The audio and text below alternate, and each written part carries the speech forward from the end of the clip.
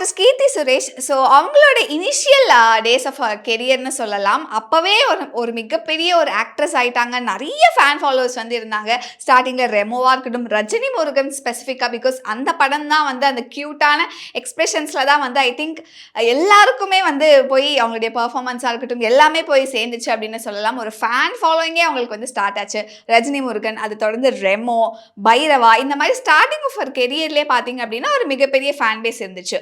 So எப்படி அவங்களுக்கு வந்து ஃபேன் பேஸ் இருந்துச்சோ அப்படியே வந்து பேரலி சில அவங்களுடைய ஃபேன்ஸாக இருக்கட்டும் நிறைய பேர் வந்து கீர்த்தி சுரேஷ் பார்க்கறதுக்கு ரொம்ப அழகாக க்யூட்டாக பப்ளியாக சப்பியாக இருக்காங்கப்பா அப்படின்னு சொல்லிட்டு இந்த 2 டேர்ம்ஸ் வந்து அடிக்கடி கீர்த்தி சுரேஷை பற்றி பேசும்போது வந்து யூஸ் பண்ணுவாங்க.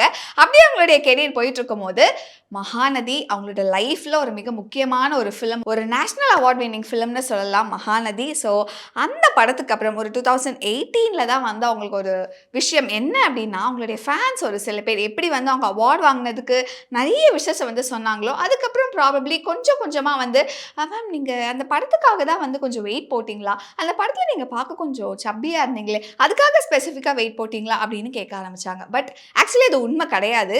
ஸோ கீர்த்தி சுரேஷ் அவர்கள் வந்து நார்மலாக ஸ்டார்டிங்கில் வந்து என்ன ஒரு வெயிட்டில் இருந்தாங்களோ அதில் தான் அந்த படத்துலேயும் வந்து அவங்க தெரிஞ்சிருப்பாங்க.